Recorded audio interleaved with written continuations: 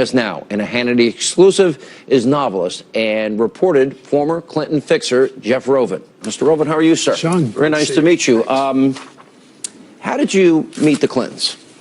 I've been interviewing celebrities since I was 19, and the editor of the Enquirer at the time, David Perell, good friend of mine, said, "Hey, I've got a really bad story about somebody you just profiled in Ladies' Home Journal."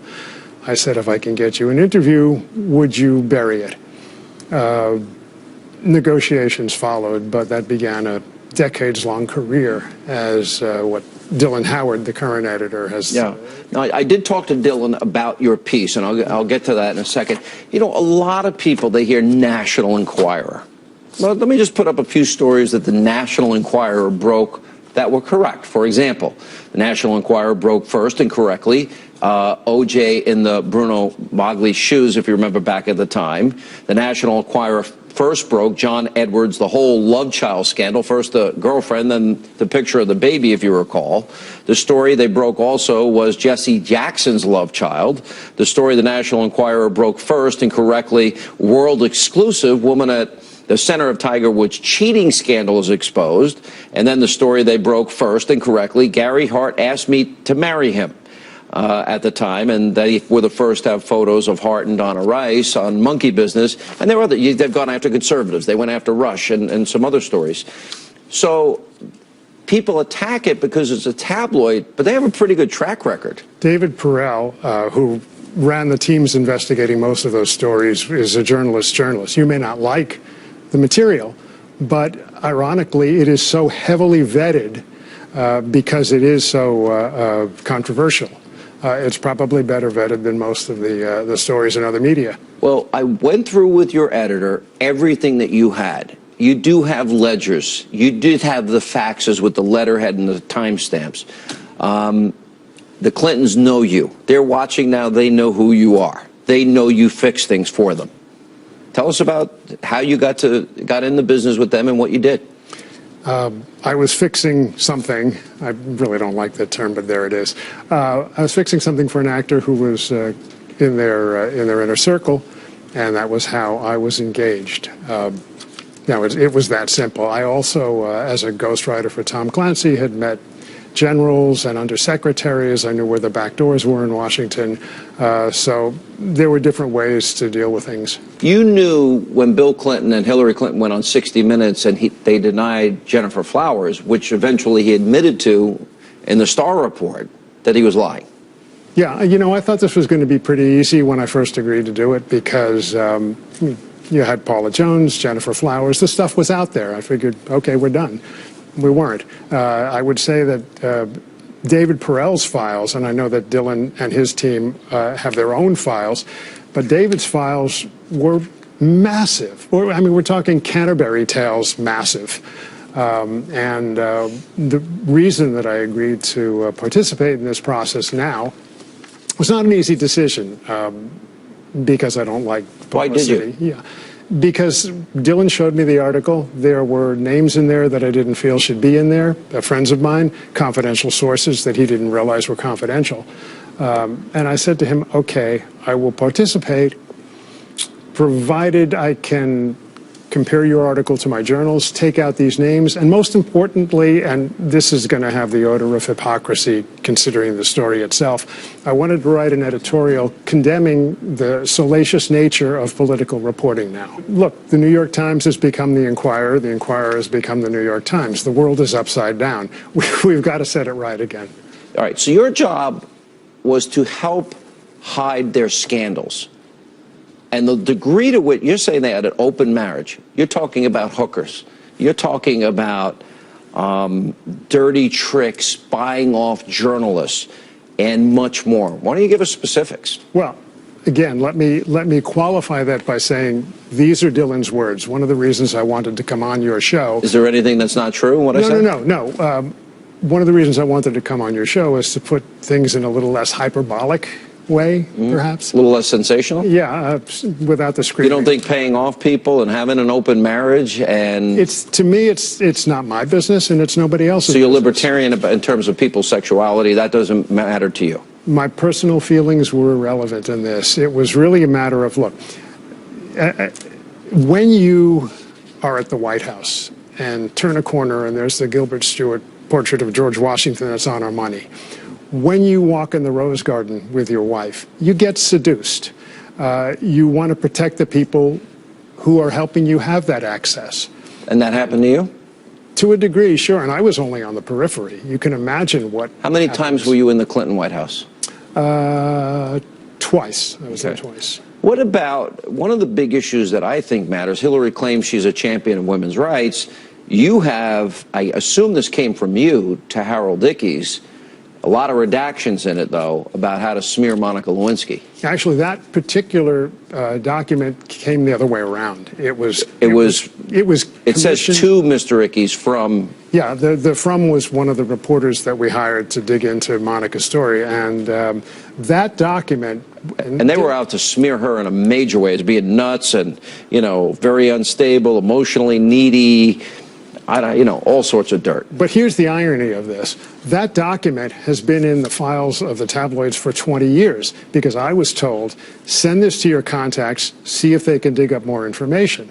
And I'm only glad that I got to apologize in person to Monica. You did? Yeah, I did. Where? She became my neighbor in New York in one of those cosmic karmic ironies. Wow. And you told her what you did and who paid you. And you say you never got paid. Did you? You never got paid? I never got paid for this, no. Why would you be a fixer and not get paid? Because I was working with people who were involved. But you got money to pay off other people. Correct. And who gave you that money? Right. Not going to get into that. Those are some of the names that I wanted out of the original article. So there were certain people that would give you money. Was there ever threats if you either knock it off or we'll break your legs? No. It was, first Nothing, of all, not necessarily from you. I watch a lot of movies. Yeah. Well, I mean... Or was it all bribery?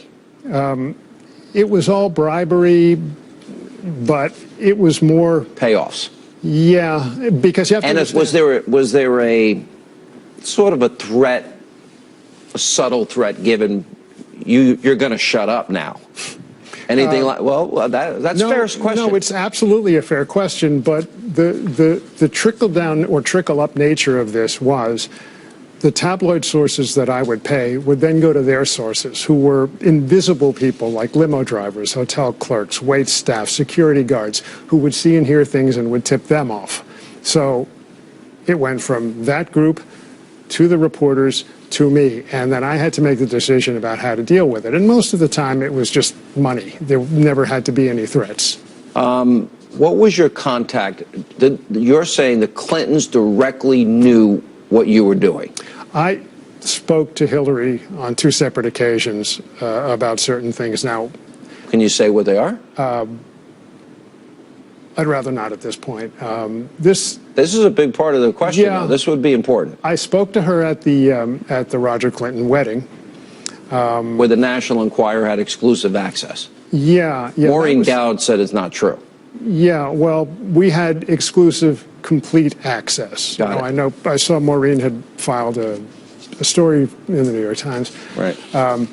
You have to remember that every time I saw Hillary, I was bringing bad news. The messenger got shot. Did she have the infamous temper we read about? Not with you? I wouldn't say there was a temper. There was a steeliness. There was a resolve to fix it. Yeah, uranium in the Would she tell you specifically, you fix this? She said she wanted it fixed. I tell you what, we got to take a break. We'll come back and we'll have more. This is a pretty incredible story about cover-ups and, well, about a life of the Clintons that they obviously don't want the American people to know. We'll continue with Jeff Rovin. He is known as the Fixer. This is the National Enquirer piece, and also coming up tonight. And welcome back to Hannity as we continue with novelist and reported former Clinton fixer Jeff Rovin is with us. All right, smearing happened. Money was paid. Orders were given. You were to go out and damage the reputation of people like Monica Lewinsky. Well, I didn't personally go out and damage it, but... Part of an effort. It was a team effort, yeah. Got it. This was an open marriage with the Clintons. So it's been said. Well, wait a minute. That's hedging way too much here. No. That's what the piece says. Look, if screaming is to be taken as validation, there were harsh words behind closed doors that we all heard. And their effort was to destroy Monica Lewinsky, destroy her. That was the original concept, and I have to say that as this proceeded, because the president kept insisting there was nothing there, and ultimately, and again, this may sound strange, to his credit, he's the one who put the kibosh on using any of this material. They also claim that, in fact, Hillary did, in fact, have a romantic relationship with Vince Foster. That, you know, that was pretty much of an open secret. We're in our circles. You know, the order to intervene with the press for at least a half hour after he committed suicide. Will you let the media look at these ledgers, the 24 years worth, I guess, that you handed over to Dylan, the years worth of notes and calendars, or this 10-year period? Will you let the public, would you let journalists see that? I'd have to think about that. Certainly. The things that Dylan saw that put this piece together. Yeah, it required me to be there to interpret a lot of, you know, my shorthand. But Sure. The fact that my dates lined up with his dates and his information was what was important. It is interesting because one of the worries of the Clinton campaign, and we saw this in WikiLeaks and John Podesta, and in particular his relationship with this woman that the Secret Service has labeled the Energizer, and the subject line read Julie, which is her real name, and saw her picture in the Enquirer. Podesta wrote to Cheryl Mills, obtained by WikiLeaks, probably need to revisit the Whitehaven conversation. That seems to corroborate. Well, but that's just my point. The Enquirer has its own independent resources, and again, I have to stress, I came forward primarily to protect the people that I worked with. What is this tape that the Enquirer had that you came in and got, and you traded off special access to Roger's wedding? What is that? I was alerted to the fact that there was an audio tape from an answering machine in which the president's name was invoked. A liaison with a young woman was recommended or suggested, I forget which. And as soon as we found out about that, we wanted it to be killed. It had been offered to the Enquirer. I called David Perel, and he said, well, if you've got something more newsworthy, we'll consider it. I went back to my people with that, and we decided the wedding was probably more newsworthy. How many reporters were paid off to kill stories for the Clintons? Again, that you know of? They were paid to soften the stories. Or kill it. They eventually got out in diluted form. But we had, I think, 5 primary tabloid reporters for the Enquirer, the Star, and the Globe who were watching out for everything that went on editorially. And could anyone pay to get a story killed?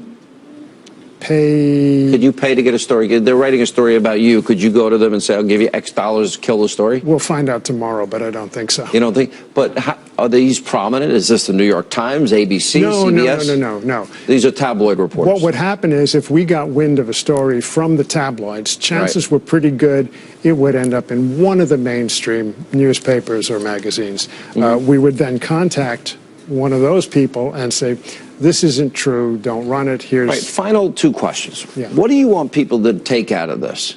What do you, in other words, you say you're libertarian, you don't care about people's private life. Okay, this is pretty salacious stuff. Yeah. What do you want people to take out of that? It's a stinking business. It's an absolutely rotten, stinking business.